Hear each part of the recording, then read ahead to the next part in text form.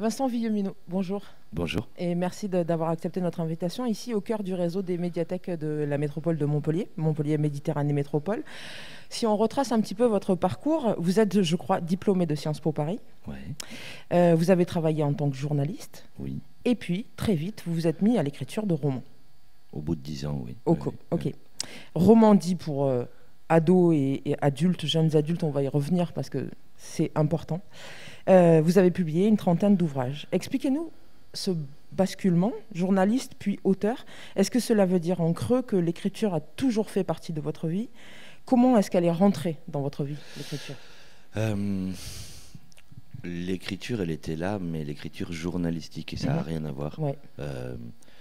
Moi, j'étais reporter pendant 10 ans, et reporter, ça veut dire passer 2-3 semaines sur le terrain et écrire pendant une journée ce qu'on a vu, essayer d'écrire ce qu'on a vu. Aujourd'hui, j'écris tous les jours, 7-8 heures par jour, donc c'est pas du tout le même rythme, et puis c'est l'écriture elle-même qui doit faire exister les choses, elle préexiste pas. Donc pour moi, c'est vraiment deux métiers différents. Cela dit, le fait d'avoir été reporter m'a appris, en presse écrite, m'a appris à faire exister des lieux, des gens, des mots, faire entendre des choses. Et ça, je m'en sers tous les jours quand j'écris un roman. C'est-à-dire que j'essaye que le roman montre les choses et les assène pas. Et en ce sens, sans doute, mon expérience de reporter m'a servi pour ça. Mais ouais, c'est vraiment deux métiers différents. Et en fait, je n'ai commencé à faire le métier d'écrivain d'abord pour les enfants, puis comme romancier pour les ados, jeunes adultes, qu'une fois que j'ai décidé de quitter mon métier de journaliste. D'accord. Voilà. Donc j'ai jamais mené les deux de front. Vous aviez pas la place, pas la liberté, pas le temps ? C'est pas la place, pas la liberté, c'est des problèmes purement économiques. C'est qu'à un moment, la presse a traversé un certain nombre de crises économiques successives dans les années 90 et 2000, et qu'on s'est mis à payer les articles au feuillet, et qu'une interview est payée la même chose qu'un reportage. Une interview, c'est une journée de préparation, 3 heures d'interview. Un reportage, c'est 3 semaines sur le terrain. Donc, mécaniquement, ce qui s'est passé, c'est que les reportages ont disparu de la presse écrite, quasiment. Et aujourd'hui, on lit beaucoup d'interviews d'experts, mais on n'a plus l'occasion d'aller sur le terrain. Moi, j'avais choisi ce métier pour aller voir les choses et les raconter. Je ne pouvais plus le faire. Donc j'ai préféré arrêter et faire autre chose. Je comprends. On va parler d'une partie de votre œuvre et puis de votre roman Apparaître en avril, qui s'intitule L'île. Il sortira ou ressortira, on en parlera aussi. Il n'est pas totalement inconnu de tout le monde, en avril chez Pocket Jeunesse. Alors, lire une dystopie comme U4 en plein Covid, ou même lire L'île, qui donc, je le rappelle, est votre roman Apparaître le mois prochain, est juste hallucinant. Confondant avec ce que nous traversons, toute proportion gardée évidemment, parce que vous avez l'esprit beaucoup plus violent que ce à quoi on est confronté pour le moment, fort heureusement. Mais au fond, c'est écrire ces situations paroxystiques. Qu'est-ce que ça vous permet en fait ? Est-ce qu'il y a encore un écho à ce que vous avez pu traverser pendant les reportages justement ? En fait, je pense chaque roman, c'est un peu une hypothèse, c'est une petite spéculation. Et si, voilà. Et pour écrire ce et si l'ensemble de la population disparaissait dans une épidémie, sauf les adolescents, et si un groupe de 150 personnes restait confiné sur une île, et si la jeunesse décidait un jour de quitter les villes, qu'est-ce qui se passerait ? Et évidemment, pour que la spéculation soit un peu sérieuse, il faut se documenter avec l'histoire, avec le réel, avec le quotidien. Donc moi, je fais une revue de presse tous les matins, 1 heure avant d'écrire tous les jours, pour garder un lien avec l'actualité. C'est intéressant. À quel média vous faites encore confiance ? Je suis sur les sites d'un certain nombre de journaux, essentiellement Le Monde, mais aussi un certain nombre de médias alternatifs. Je lis chez Reporter, chez des gens comme ça aussi.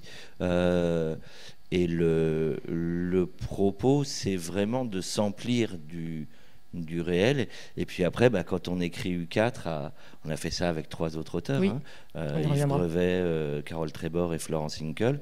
On s'est énormément documenté. On s'est procuré les plans blancs qui existaient de l'armée, des médecins en cas d'épidémie. Donc là, c'est vrai que il y a 1 an et demi, on n'est pas tombé des nues. C'était des choses qu'on avait travaillées et on savait grosso modo comment ça se passait. C'est vrai qu'il y a eu un petit moment rigolo parce que pendant quelques jours, on a dit mais les adolescents sont beaucoup moins malades que les autres. Et là, on s'est dit, waouh, si ça se fait, on va se faire embaucher. Est-ce qu'il y a eu une on a entendu plusieurs émissions lors du premier confinement en mars dernier. Le public était très friand ils avaient le temps de lire plus, de se documenter justement et de lire des choses qui font écho à ce que nous traversons. Vous l'avez constaté dans votre lectorat ? Alors, il y a eu 2 trucs pendant le confinement. Il y a d'une part un retour à la lecture et un retour même aux libraires. Oui.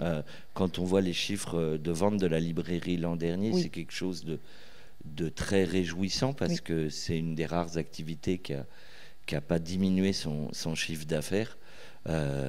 Voilà. Après, il y a eu un phénomène très particulier pendant le premier confinement. Beaucoup de gens m'ont dit, moi-même, je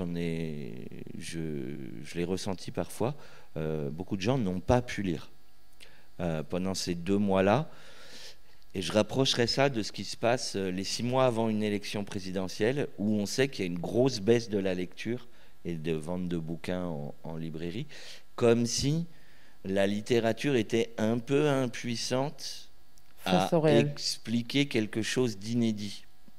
Parce qu'effectivement, on n'avait jamais écrit sur un confinement généralisé parce que c'était inimaginable. Et en ce sens, il y a peut-être que la littérature, elle écrit sur des motifs déjà connus et que là, elle disait, sauf certaines littératures de genre, en SF, elle disait une forme d'impuissance. Donc il y a ces 2 trucs-là, à la fois. Le livre, c'est un refuge et un lieu où on est bien quand on est enfermé chez nous. Et en même temps, parfois, il est impuissant à décrire le réel. Ça, c'est clair. C'est ça. Quand on lit plusieurs de vos romans, on finit par définir des sujets avec lesquels vous travaillez quasiment en permanence. Et en les éclairant toujours différemment, bien sûr, mais par exemple, la perte des parents, leur mort, je veux dire. On retrouve ce sujet, et je ne serai pas exhaustive, dans U4, dans Le copain, la fille du tueur, dans L'île, dans Ciao Bianca. Est-ce que vous diriez qu'écrire, c'est façonner cette matière qui s'impose à vous, qui est presque inévitable, qui est peut-être une obsession, et que vous en ferez le tour ou pas vraiment ? C'est vrai qu'il y a des motifs qu'on retrouve de bouquin en bouquin, certains dont j'étais conscient au départ, certains pour des raisons assez pratiques aussi. En littérature jeunesse, la mort des parents, c'est un grand classique parce que quand les héros ont 14-15 ans, c'est les parents qui décident pour eux et que s'ils disparaissent, ça les met en scène, eux, en tant qu'acteurs et décideurs, et c'est intéressant. Et puis d'autres motifs qui me sont vraiment plus personnels et je ne sais pas forcément pourquoi. Je constate qu'ils réapparaissent de livre en livre. Je constate que certains de mes personnages, à force en une vingtaine de romans, deviennent presque des archétypes. Ça, je ne sais pas trop l'expliquer. C'est sans doute des personnages que j'ai envie d'accompagner. Écrire un livre, c'est pas d'abord trouver une idée de scénario, c'est trouver des personnages qu'on va accompagner. Et il faut que je sois en amitié avec eux. Et c'est vrai que voilà, il y a des types de jeunes gens que j'ai envie d'accompagner, qui m'embarquent. J'essaye de varier les situations et de parfois d'explorer une face dans un roman que j'ai pas exploré dans une autre. J'ai le sentiment très fort, même si c'était pas conscient au départ, que Comme des sauvages est une façon d'explorer la face sombre de Nous sommes l'étincelle. Oui. Ces deux romans qui se déroulent en forêt. Dans un cas, la forêt était dure, mais c'était un lieu d'accueil. Oui. Dans l'autre cas, elle devient vraiment un lieu de sauvagerie. Et j'aurais jamais écrit Comme des sauvages s'il n'y avait pas eu avant Nous sommes l'étincelle, ça c'est certain. De la même manière, alors vous venez d'en parler à demi-mot, de la même manière, la nature, les territoires sont extrêmement importants dans votre œuvre. Dans l'île, justement, cette île au large de La Rochelle est quasiment un personnage du roman. Lyon aussi, dans U4. La route qui les mène jusqu'à Paris, pareil. Les montagnes, les Alpes, la Suisse, la Sardaigne, dans Ciao Bianca. Et puis alors, dans L'étincelle qui se déroule dans la forêt, ce sont là des éléments qui prouvent votre attachement à ces territoires. Il y a deux questions dans cette question, en fait. Il y a vos allers-retours perpétuels entre l'infini, enfin le très très grand et le tout petit, et un réel attachement à la nature, en fait. Oui, il y a ces deux choses. Si un roman, c'est une hypothèse, et un certain nombre de mes hypothèses sont des hypothèses politiques, oui. À chaque fois, il faut... penser le global et le local, donc on est un peu obligé d'aller dans le très grand et le tout petit. Et puis ce qui m'intéresse, c'est qu'un certain nombre de personnages ont des utopies. Et une utopie, c'est une idée sans lieu, le nom l'indique. C'est un lieu imaginaire. Ce qui m'intéresse, c'est que l'utopie, quand on lui choisit un lieu, elle change, elle se désillusionne, elle se transforme, elle se frotte au réel, elle perd un certain nombre de caractères brillants et en même temps, elle dévoile des choses inattendues. Et c'est ça que j'ai envie de raconter. J'écris pas des essais, j'essaye d'ancrer mes romans dans le réel le plus concret. Et le réel le plus concret, c'est d'abord le lieu où on vit, la façon dont on habite un lieu et dont un lieu nous transforme. Moi, j'ai vécu 30 ans à Paris, puis je suis allé vivre dans les Alpes françaises en face de la Suisse. Aujourd'hui, je vis dans le parc naturel des Monts d'Ardèche. On ne vit pas les choses de la même façon. On ne vit pas le confinement de la même façon quand on est dans 30 mètres carrés à Paris et quand on est dans 200 mètres carrés en Ardèche pour le même loyer. Donc, évidemment. Et plus il me semble que un certain nombre de discours sont hors sol, plus moi, comme romancier, je dois ancrer mes romans, mes histoires dans des lieux, dans un humus, dans des odeurs, dans des saisons. Je suis très frappé de ce que, dans les histoires qu'on nous raconte, par exemple, il ne pleut que quand c'est utile à l'action. Oui. Or, en réalité, la première question qu'on se pose tous les matins, c'est on regarde le ciel et on se dit est-ce qu'il pleut ou pas. Et il y a des jours où il pleut et ça sert à rien, ça va pas servir à faire une belle scène de poursuite. Donc, s'efforcer dans son roman de se poser la question chaque jour quel temps il fait, le prendre parfois comme une contrainte, oui. S'efforcer d'avoir chaud, d'avoir froid, c'est quelque chose qui à la fois transforme les corps des personnages dans le roman et transforme le roman lui-même, l'ancre dans une réalité. Et ça m'intéresse parce que plus le roman intègre d'éléments de réel, oui. plus il a de chances de parler du réel. Oui. Et si U4 a pu raisonner avec la situation actuelle, c'est parce qu'on a fait ce boulot avant de faire rentrer un maximum de réel dans le roman. Oui. Voilà. Oui. Alors justement, si on s'intéresse un peu plus à U4, dans votre bibliographie, il s'agit là d'un projet tout à fait à part, ouais. Un projet à contrainte, en somme, puisque U4, c'est la même histoire, vue par 4 auteurs différents, donc par le prisme de 4 personnages principaux différents.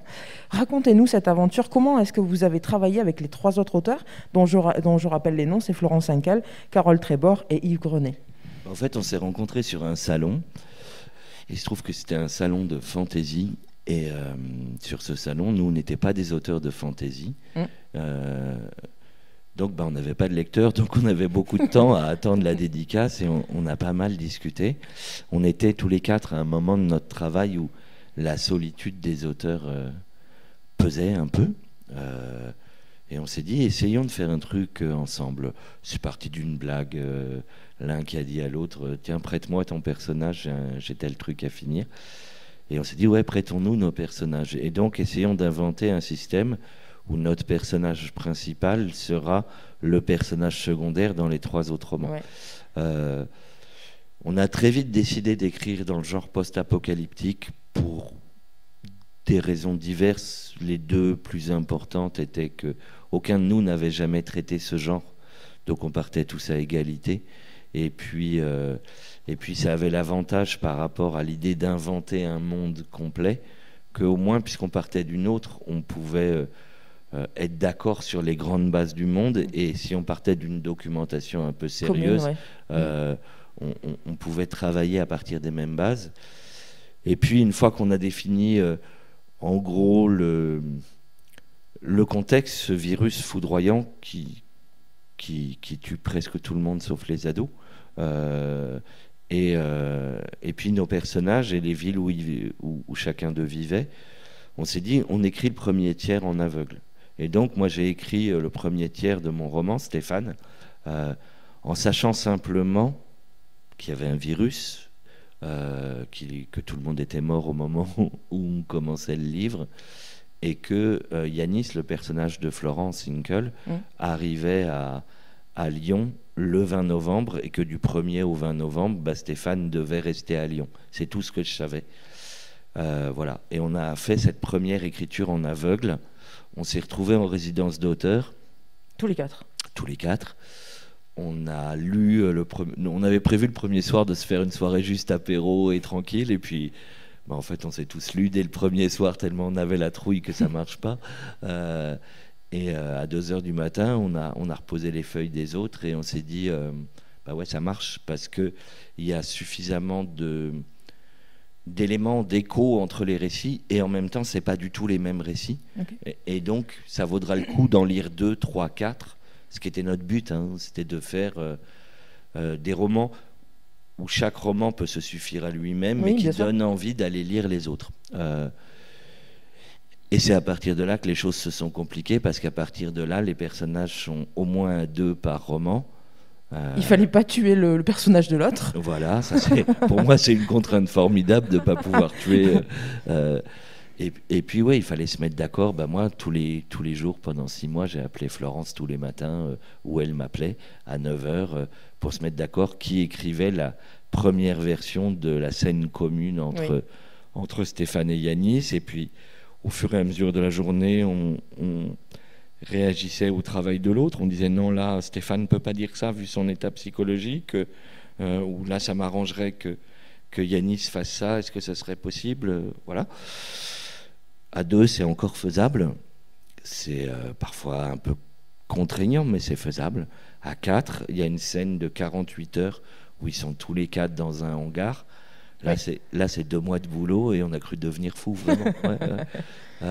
Franchement, c'était passionnant, c'était très instructif, c'était dur aussi, et franchement, quand on a livré la version finale de nos manuscrits et que nos éditrices nous ont demandé vous faites la suite, je crois que c'est Yves qui a répondu plutôt mourir.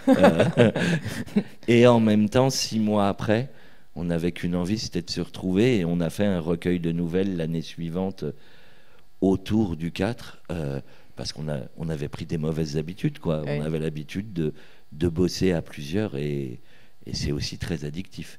Ouais. Mais la solitude de l'écrivain, c'est bien aussi. Ouais. Je comprends.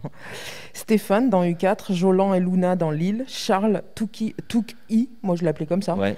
Et Selma dans Les copains de la fille du tueur, Mathieu, Gavi, Léna, sont tous des ados ou des jeunes adultes. Ouais.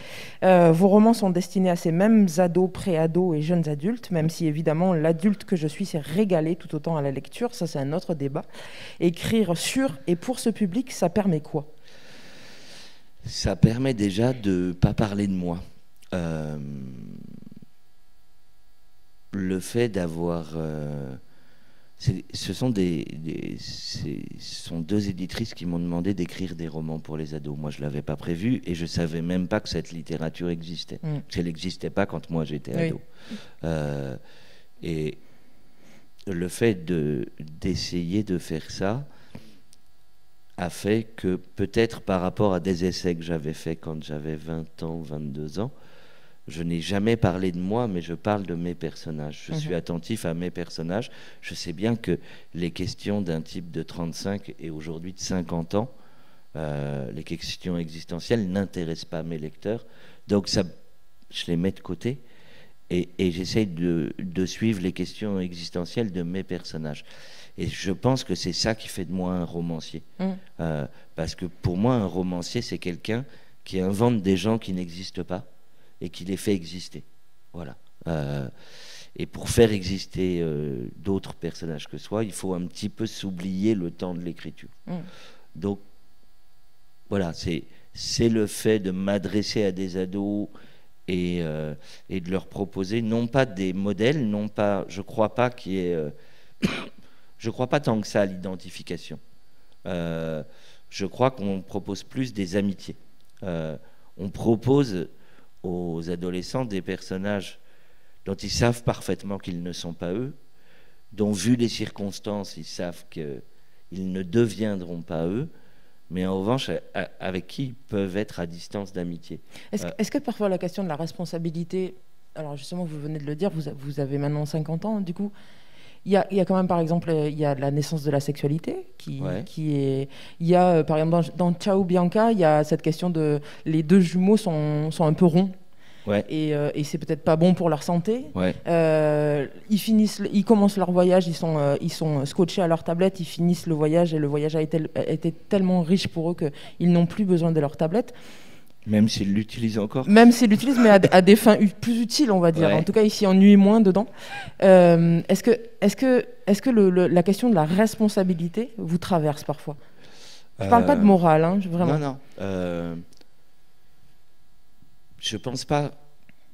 Alors, disons, pour moi, le débat est facilement tranché. J'ai des enfants qui ont l'âge de mes lecteurs. Et je ne mettrai pas dans les mains des autres un bouquin que je ne mettrai pas dans les mains de mes enfants. Voilà. Donc c'est assez facile. Est-ce que j'écris ça? Est-ce que j'ai envie que mes enfants lisent ça sous ma plume? Non, et ben dans ce cas-là, je ne l'écris pas. Voilà. Y compris des choses qui ne me choquent pas sous la plume d'autres, mais moi, je ne le ferai pas. Là-dessus, c'est un critère... assez simple. Après, moi, comme romancier, ma responsabilité, elle est la même vis-à-vis des ados que des adultes, c'est d'essayer de ne pas mentir et d'essayer de montrer le monde tel qu'il est. Voilà. Et après, à chaque lecteur d'en faire ce qu'il veut et ce qu'il peut. Et éventuellement ce qu'il doit. Mais ça le regarde. C'est bien évident que moi, quand je regarde le monde, je le regarde selon des biais qui sont les miens, les endroits d'où j'écris, ma formation, ma culture, mon âge, mon histoire personnelle, ma morale éventuellement, mais voilà. Ces biais-là sont inévitables. C'est le cas de tout ouvrage, de tout travail, on fait à partir de ce qu'on a. Mais ma responsabilité, c'est d'essayer d'être dans la plus grande justesse, et je dirais presque dans la plus grande vérité. Essayer de dire les choses. C'est une discussion qu'on a eue avec des copains qui disent qu'ils écrivent des bouquins féministes, par exemple. Moi, je n'écris pas de bouquins féministes. Et j'ai des personnages dans mes romans qui peuvent être machos, qui peuvent être... Et je n'écrirai pas, c'est mal d'être macho. Je vais pas écrire, même de façon détournée, il dit bêtement, : voilà. Je dis pas à mon lecteur, voilà, tu vois, celui-là, il se trompe. Oui, mais vous écrivez des femmes fortes. J'écris des femmes fortes. Et si le monde était féministe, il n'y aurait plus besoin de l'être. Mon job comme romancier, c'est de raconter le monde. Et éventuellement, ça va susciter des questions. Parfois un scandale chez mes lecteurs et mes lectrices et leur donner envie de s'engager. Mais ça n'est pas à moi de leur dire « engage-toi ». C'est à moi de leur montrer le monde avec la plus grande précision. Et de montrer éventuellement dans ce monde des jeunes gens qui s'engagent et qui réussissent ou qui échouent, qui se désillusionnent dans tous les cas. Et je pense, la fonction du roman, c'est aussi bien pour les ados que pour les adultes, c'est de désillusionner. Au sens noble du terme. C'est marrant quand en français ce terme est pris un sens négatif. Se désillusionner, il n'y a rien de mieux. On perd quelques-unes de ces illusions, de ces erreurs sur le monde, quoi. Tout à l'heure, vous avez dit vous débarrasser ou vouloir ou choisir, je ne sais pas, vous débarrasser de parler de vous. En l'occurrence, sur les je prétends pas vous avoir lu dans votre intégralité, mais dans les romans que j'ai lus, dans L'Île, dans U4, dans Le copain de la fille du tueur, les personnages principaux, vous utilisez le jeu, J-E, pour la narration. Et dans Ciao Bianca, Mathieu, pour ce roman-là, il n'y a pas de jeu, J-E. Et il n'y a pas non plus, dans Ciao Bianca, il n'y a pas non plus, même si c'est une aventure et qu'il va leur arriver moult péripéties, parce qu'il en faut, c'est un prétexte narratif, il n'y a pas la dimension excessive, il n'y a pas d'épidémie, il n'y a pas de... Et pour moi, il m'est apparu comme votre roman, parmi ceux que j'ai lus, en tout cas, le plus personnel, et pas de jeu. Je ne sais pas si c'est le plus personnel. C'est rigolo plus intime, en tout cas. Parce que les trois romans que vous avez évoqués avant, c'est les trois seuls où j'ai écrit avec un jeu. Les 17 autres sont écrits à la troisième personne. Donc c'est aussi les hasards de l'échantillonnage. En fait, j'avais jamais écrit avec un jeu avant d'écrire U4. Et mes trois comparses sur U4 utilisent le jeu habituellement. Et donc me l'ont imposé en me disant « c'est comme ça, Vincent, là on va faire comme ça ». Ça m'a appris à le faire, ça m'a un peu levé des complexes par rapport à ça. Et en même temps, c'est pas la distance que je préfère. Je l'ai reprise pour L'Île parce que pour un feuilleton, comme ce roman est paru en feuilleton, il crée une proximité immédiate qui m'intéressait en l'occurrence. Mais voilà, c'est pas forcément la distance que je préfère. Je préfère moi-même être un peu à distance de mes personnages et déjà essayer d'établir avec eux cette distance d'amitié que j'aimerais que mes lecteurs et lectrices trouvent aussi avec eux. C'est-à-dire ne pas être eux, ne pas être dans leur tête, ne pas tout savoir d'eux. J'aime beaucoup, sans me prendre du tout pour lui ou pour eux, cette distance qu'ont les écrivains behavioristes américains, un Steinbeck, des gens comme ça, qui ne dévoilent jamais la psyché de leur personnage, mais on devine la psyché aux attitudes, au dialogue, etc. J'aime bien cette distance-là, et j'essaye de la trouver. Alors moi, je suis un écrivain français, et c'est pas du tout la distance dont on a l'habitude dans la littérature française. Donc ça me demande un gros effort de ne pas dévoiler les pensées des personnages, mais j'essaye de plus en plus de m'y astreindre. Ça fait des romans qui paraissent parfois un peu froids, mais qui en réalité, à mon sens, gardent à chaque personnage aussi une part de mystère qui est une forme de pudeur vis-à-vis d'eux qui me plaît. Est-ce que Ciao Bianca est mon bouquin le plus personnel? En tout cas, il parle de choses importantes. Il parle de ce que c'est que d'être frère et sœur. Il se trouve que c'est un roman qui emprunte un voyage que j'ai fait en Sardaigne avec mes enfants, donc avec 4 frères et sœurs, et qui suit exactement la même route. Donc peut-être qu'il y a des échos de cette intimité familiale-là dans ce roman-là, plus que dans d'autres, parce qu'effectivement, je me suis jamais baladé avec mes enfants sur les routes de l'apocalypse. C'est une limite. C'est ça, vous avez raison, au fond. Plus j'ai avancé dans la lecture de vos romans, et plus je me disais que vous étiez tout à la fois ni un auteur de polar, ni de science-fiction, ni de thriller, ni un auteur de roman, mais bel et bien tout à la fois. Quelque part, tout à la fois. Et je crois que je découvrais en réalité, mais vraiment pour la première fois, vous êtes celui qui m'aura permis de découvrir ce roman-là, le young adulte, en fait. Et est-ce que vraiment c'est un courant c'est le courant qui vous laisse le plus libre? Ouais. Pour moi, c'est un genre. Je suis effectivement pas un auteur de thriller, pas un auteur de polar. Je suis un auteur de young adulte, clairement. Et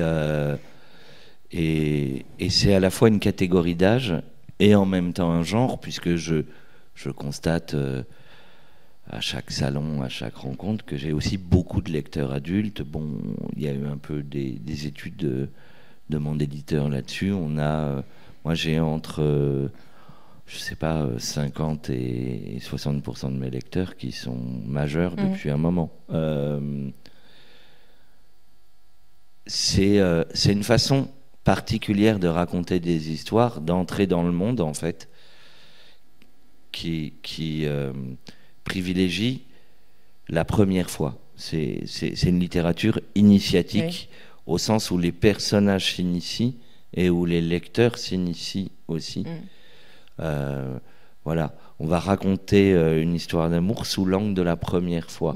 Une histoire d'entrée en politique et non pas de sortie de la politique. La place de l'usure, de la lassitude, de l'amertume est beaucoup moins forte qu'ailleurs en littérature. Et oui, ça m'intéresse de raconter des histoires sous ce prisme-là. Et parce qu'il y a déjà cette case-là, je suis dans une immense liberté.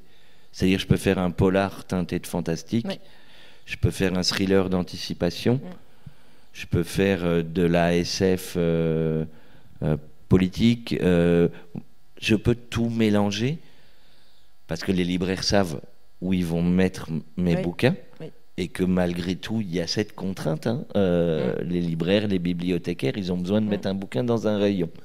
Là, le Yunga, c'est un rayon en soi, et donc dedans, je peux tout faire. Et je peux faire à chaque bouquin un truc auquel les lecteurs ne s'attendent pas, et un truc que moi, j'ai pas fait. Donc, où il y a un enjeu pour moi, il faut que j'apprenne, faut pas que je me plante, faut que je surprenne mon lecteur, faut pas que je me répète, parce que sinon je m'ennuierais, je les ennuierais. Et c'est un terrain d'une incroyable liberté, incroyable. On a eu la chance, moi j'ai eu la chance de débarquer en littérature ado à un moment où la littérature ado française rentrait sur ce territoire du thriller. Pendant un certain temps, la littérature ado, c'était plus une littérature du quotidien. Et les vastes fresques, c'était plutôt des traductions. Là, je suis arrivé au moment où on rentrait là-dedans. Je ne le savais pas, parce que je ne connaissais pas cette littérature-là. Moi, d'emblée, j'ai fait un thriller parce que c'est ce que j'aurais aimé lire quand j'avais 14 ans. Et ouais, c'est un territoire absolument passionnant à explorer, très riche, très varié, qui court le risque de chercher la formule du succès. C'est vrai qu'il y a eu un moment, les dystopies ont tellement bien marché que tout le monde s'est mis à faire des dystopies, y compris des auteurs dont c'est pas le genre de beauté, ça se lit à la 3e page, et y compris des éditeurs dont c'est pas le genre de beauté aussi. Il y a des éditeurs en France qui ont des cultures très différentes, qui font du Yunga avec beaucoup de talent, mais dans des endroits très différents de la littérature. Et quand tout le monde s'essaye à trouver la martingale, ça fait parfois des mauvais livres, et en tout cas ça fait trop de livres, ce qui est notre problème à tous. Mais en tout état de cause, c'est un lieu où on peut expérimenter, ça c'est clair. il y a eu ces dernières années, dans les grands succès en littérature young adulte française, il y a eu aussi bien des romans historiques, des polars, du pur polar à la Agatha Christie, des romans en vers. Donc on a des choses quand même très différentes. Oui. Ouais.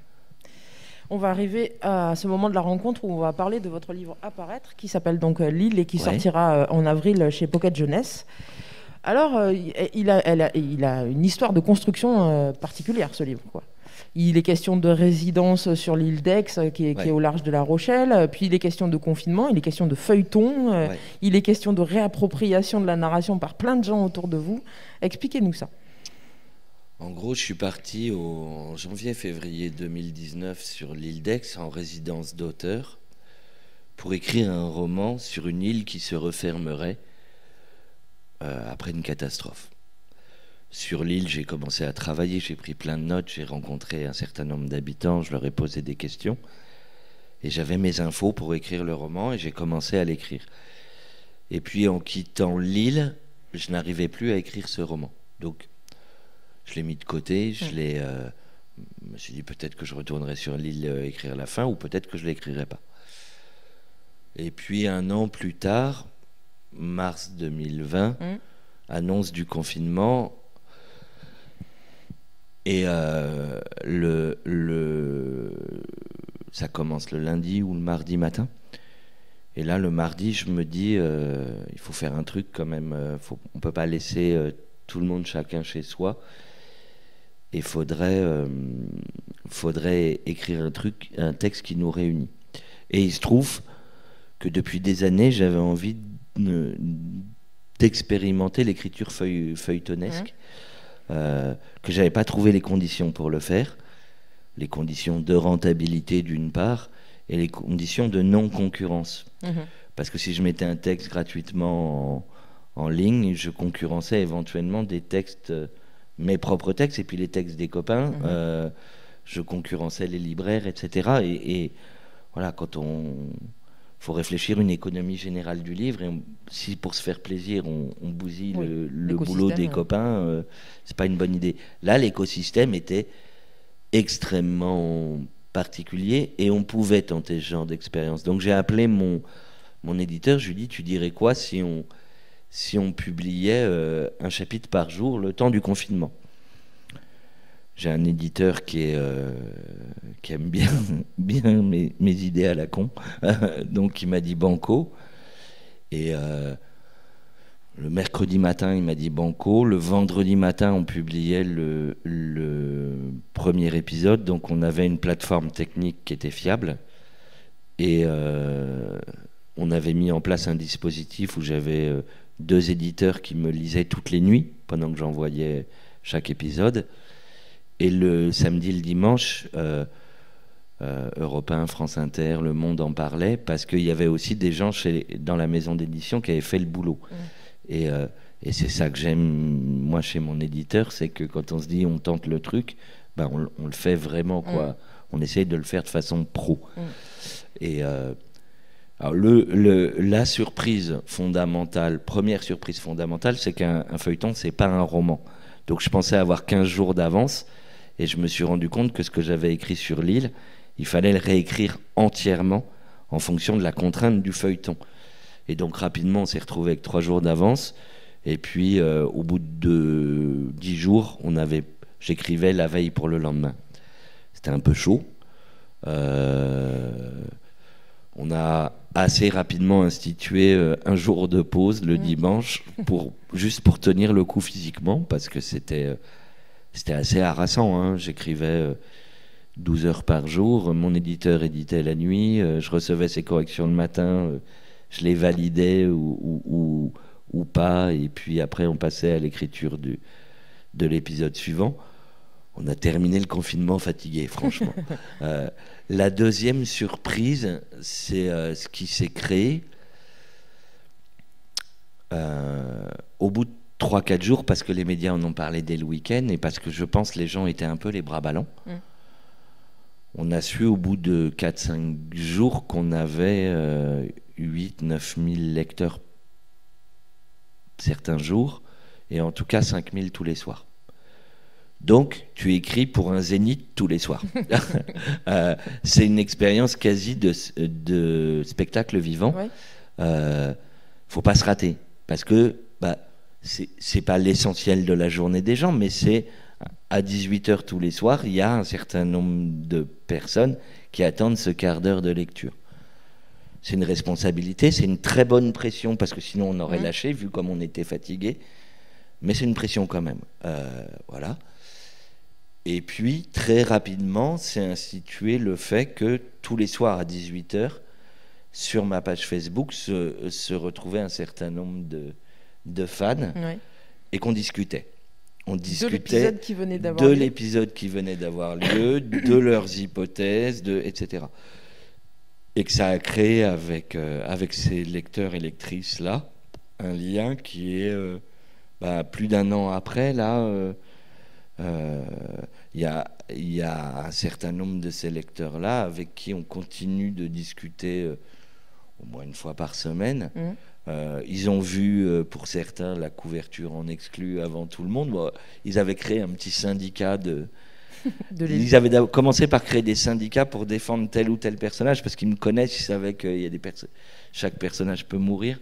Donc il y avait des syndicats pour défendre Blanche, pour défendre Hugo, et pour dire t'as pas le droit de les tuer. Bon, bref. J'ai pas du tout obéi au syndicat, mais en revanche, après il y a eu un petit syndicat de Lille qui s'est créé, et on espère pouvoir, là ça va dépendre de comment évolue la situation sanitaire, mais on espère pouvoir fêter la sortie du bouquin papier sur l'île d'Aix. Retourner là-bas, ça serait cool. Alors, pour présenter l'intrigue rapidement, sans tout dévoiler, Jolan et Luna sont frères et sœurs. Ils vivent sur l'île d'Aix avec leur père. Leur mère les a laissés. Leur grand frère Jean, il est sur le continent, il fait ses études supérieures. Et eux, ce sont des enfants particulièrement heureux. J'imagine que c'est ce que vous avez rencontré sur l'île en résidence. C'est-à-dire ils sont en prise directe avec cette nature et cette île qui est un fabuleux terrain de jeu.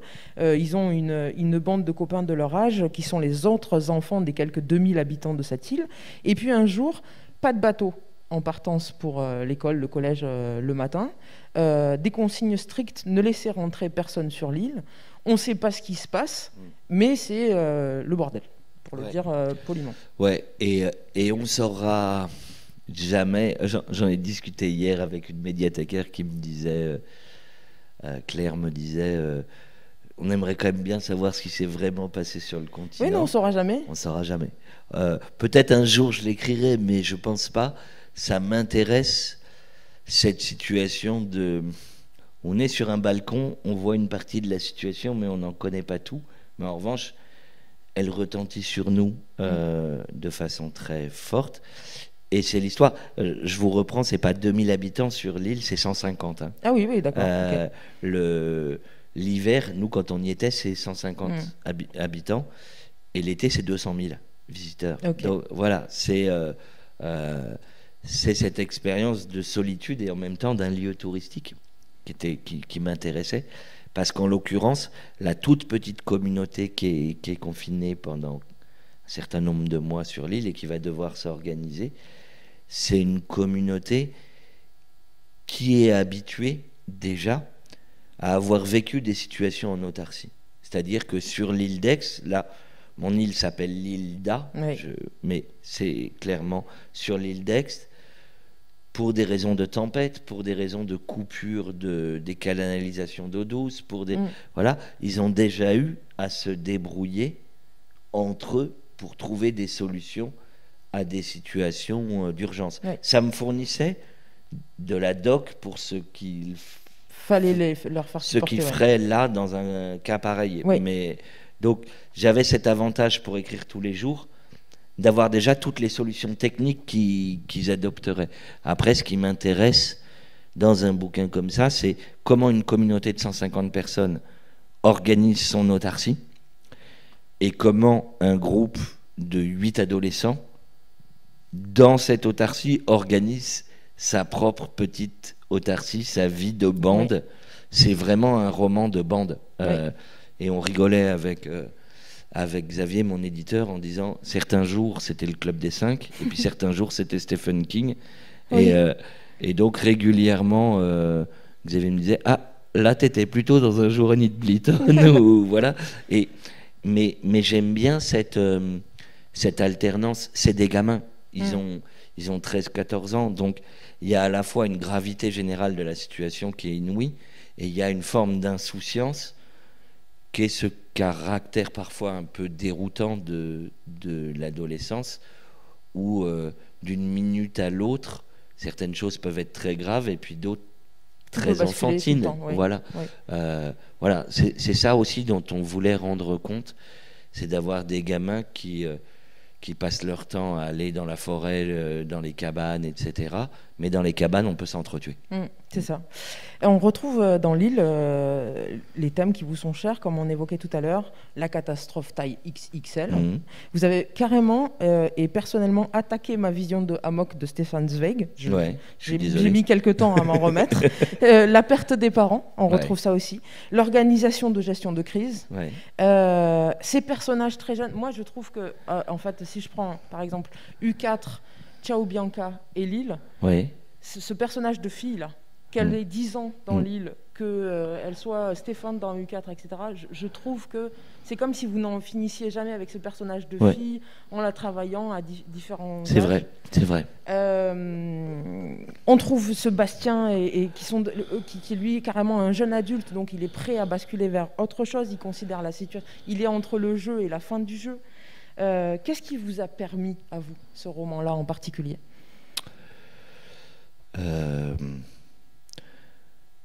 Déjà, il m'a permis un truc très particulier, c'est d'avoir des lecteurs qui lisent tous en même temps et de pouvoir fixer le rythme de la lecture, ce que je ne peux pas faire. Quand je publie un roman, j'ai des lecteurs qui vont lire en 2 heures, d'autres en 2 jours, d'autres en 2 semaines ou 2 mois. Et je ne peux pas le décider. Et c'est cette merveilleuse liberté du lecteur. Là, il y avait un côté, on retient son souffle tous en même temps, qui était très intéressant à mener. Si bien qu'il m'a fallu, pour la parution papier, revoir en revanche le rythme et le chapitrage. J'ai pas changé l'histoire, mais j'ai changé le rythme, j'ai fait des coupes et j'ai redécoupé les chapitres pour permettre ces lectures si différentes, soit un peu chaque jour, soit au long cours, en une nuit. Parce que c'est pas le même rythme. Il m'a permis aussi, comme jamais, de mesurer l'effet que mes livres font à mes lecteurs et lectrices. Parce que j'ai mesuré que certains jours, tel chapitre, j'avais des lecteurs vraiment tristes. Vraiment tristes, vraiment bouleversés par une scène, ou inquiets, ou tendus, ou joyeux, et qui avaient un vrai attachement à certains personnages. Et c'est une expérience super émouvante quand même pour un auteur d'avoir une occasion. Normalement, j'aurais pas dû avoir cette occasion de rentrer dans une forme d'intimité de la lecture d'un certain nombre, mettons d'une 100, 200 de mes lecteurs et lectrices qui m'écrivaient au fur et à mesure pour me dire leur joie, leur inquiétude, leur tristesse pour tel personnage. Voilà, ça a été l'immense belle surprise de ce feuilleton. C'est de mesurer à quel point on peut créer des sujets, les personnages, qui sont des sujets d'attachement pour des lecteurs et lectrices. Et puis après c'est un roman, un peu comme U4 pour d'autres raisons. C'est des romans qui se sont créés et écrits de façon très particulière, avec des contraintes formidables. Et du coup, je ne sais pas ce qu'ils valent en tant que roman. La plupart de mes romans, je les défais entièrement vers la fin de l'écriture pour les remonter, pour en couper en général entre 20 et 30%, et pour les remonter, parce que après des mois de rush, j'ai une idée précise du montage final et de ce que je veux qu'il soit. Là, je sais pas. Je sais pas, et je sais pas pour les mêmes raisons qu'U4, c'est-à-dire ce que j'avais écrit avant, je ne pouvais plus y toucher. Donc, je sais que c'est lié à un moment particulier, que je crois sincèrement que pour mes lecteurs et lectrices, il y a un attachement particulier à ce livre-là. Mais qu'est-ce qu'il vaut comme roman? J'en ai aucune idée. J'ai trouvé aussi une sorte de mise en abîme parce que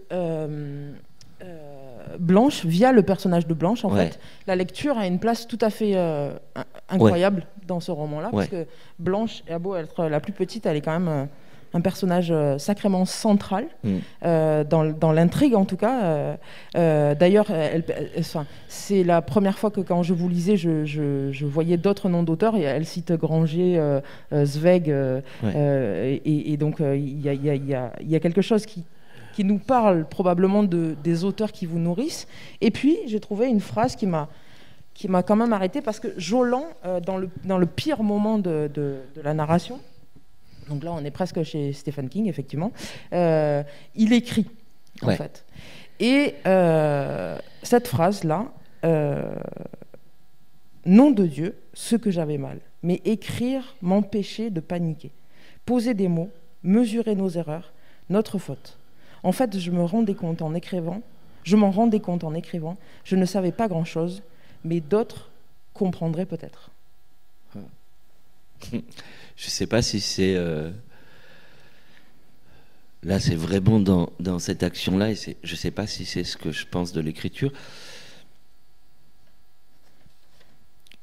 Peut-être que l'écriture empêche de paniquer. Peut-être que l'écriture est une forme d'écran, où quand on regarde le monde, le fait de savoir qu'il faut l'écrire fait qu'on essaye d'y deviner un ordre dans le chaos, ou au contraire de voir l'étendue du chaos.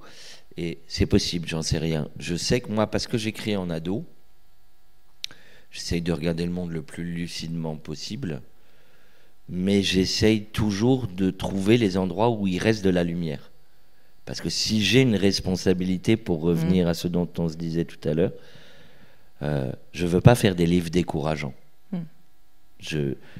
La situation peut être désespérée, mais même dans une situation désespérée, on peut continuer d'espérer, espérer contre toute espérance. Donc je cherche où est la lumière.